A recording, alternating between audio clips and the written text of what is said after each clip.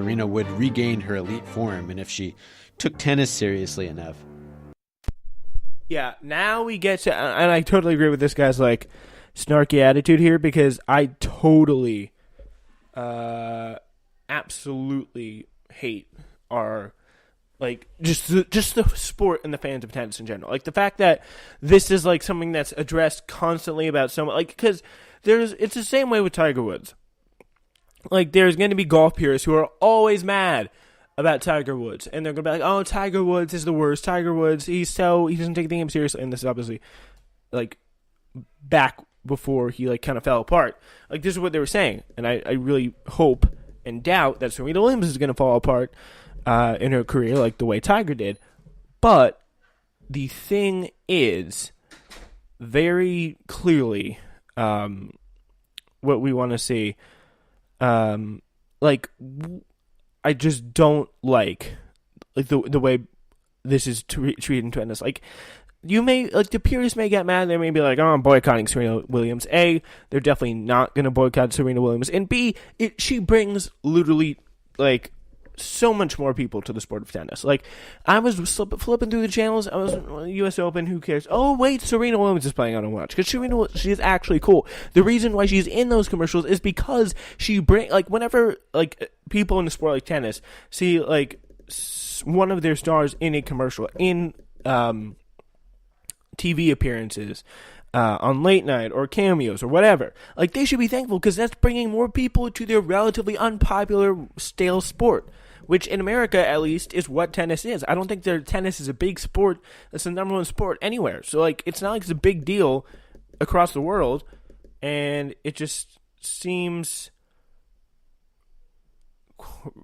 kind of sad that, like, this reaction is taking place in the way it is. But she returned to the court eventually and got back in the swing of things in tournament play, including a pretty smooth victory in her first ever meeting with Sharapova at the Miami Open.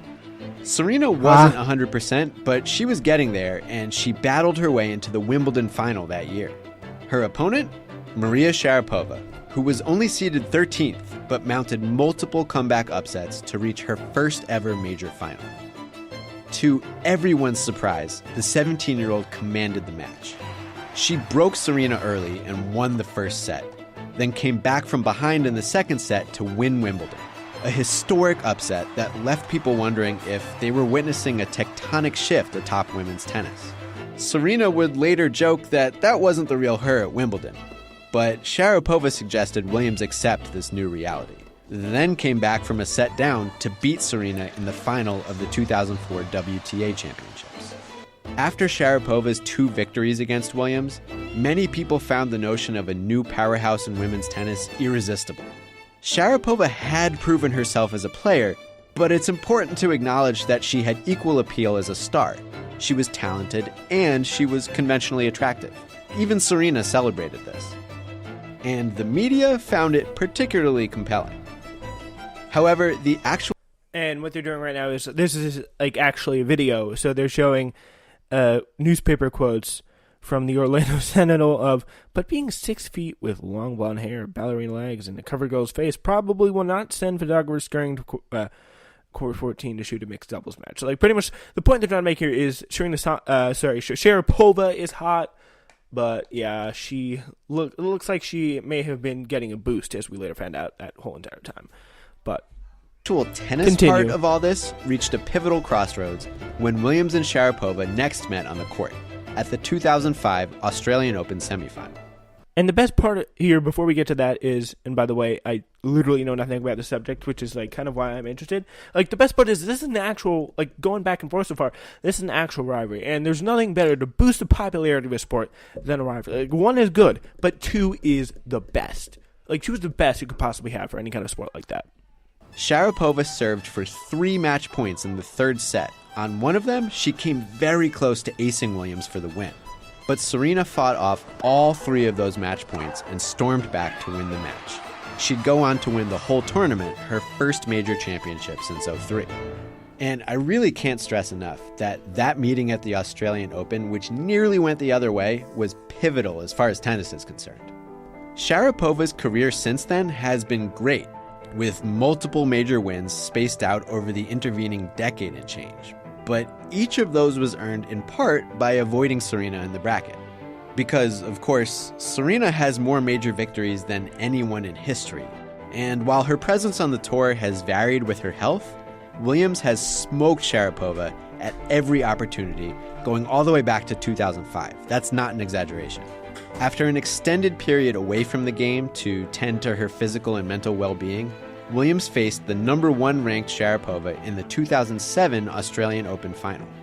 Sharapova drilled Williams with an overhead in the first set. Serena stared her down, then dismantled her. Serena got Wimbledon revenge in 2010. She kicked Sharapova's ass at the London Olympics. She kicked Sharapova's ass at the French Open, typically the Russian's strongest major. She's kicked Sharapova's ass in Miami, Madrid, and the Middle East. Sharapova didn't get past Williams in a bracket again until the 2018 French Open, and that was because Serena retired before their matchup with a pectoral injury. Maria's record against Serena up to that point was the 2 wins in 2004 and 19 losses. So despite early signs that Sharapova might rival or even overtake Williams, they have proven to be nowhere near equal on the court. Sharapova is a great tennis player. And that's interesting, and I'm getting to the point where I think we're getting to the point where it kind of veers away from tennis.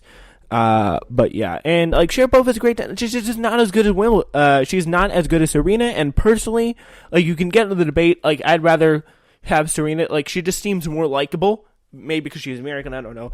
But like to me, anyway, she just seems like more likable, more like appealing to watch and be around in some sort of way. Just like better for the sport of tennis because she's more dynamic. She brings more people to sport of tennis, brings more interest, brings more hype generally to the sport of tennis, which I think is it's very valuable.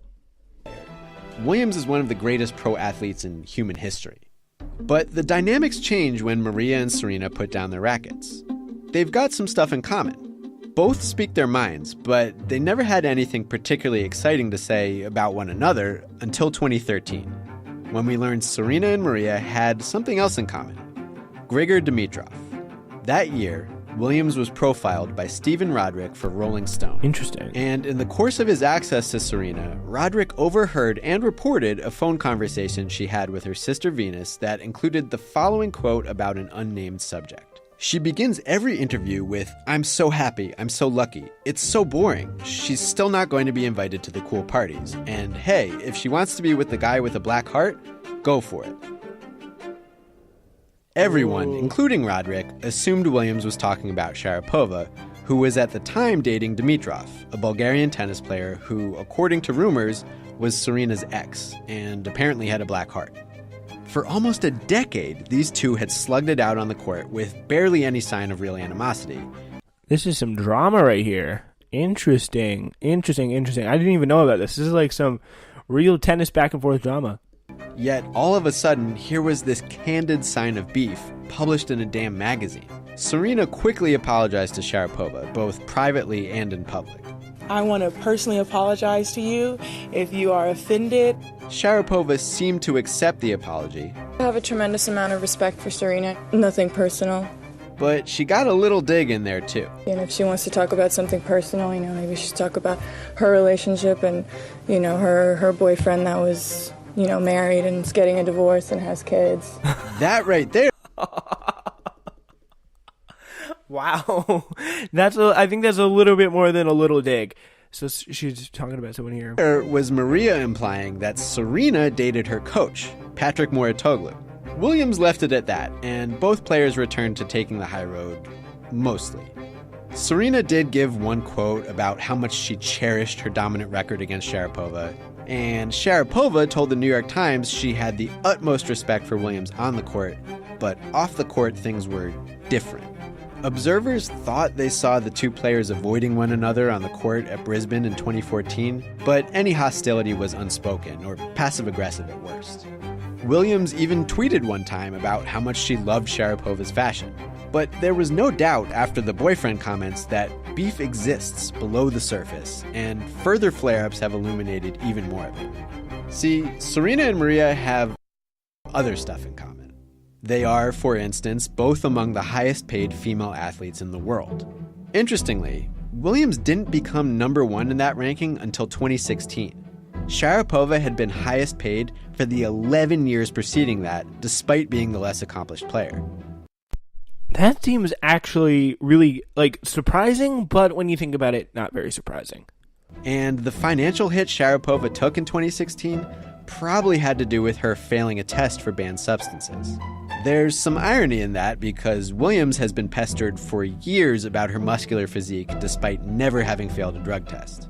In 2014, Sharapova herself condemned disgusting remarks members of the Russian Federation made about the appearance of the Williams sisters. Maria knows full well that Serena has been subject to racism her whole career, both explicit. Yeah, I mean, that's very interesting. This pretty much gets to one of the main reasons why I dislike and despise just pretty much the general fan base and mind of tennis purists and the elite nature in which they look on new people.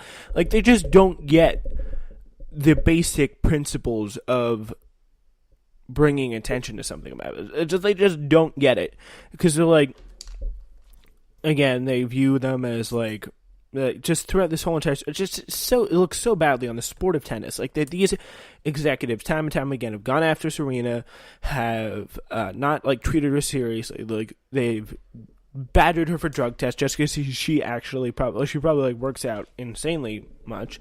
But yeah, it's just incredible that that's what the situation is there, and it just seems like it's ever going to stop, whatever way.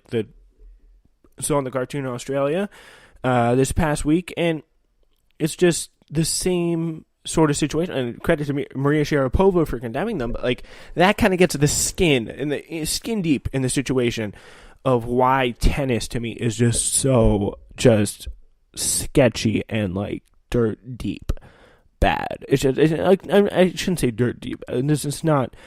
There are some good spots of tennis, and personally, I think, this sport's kind of a reminder of golf. It just has a very, kind of stuck-up perception to me. It's just, it's not very forward-thinking.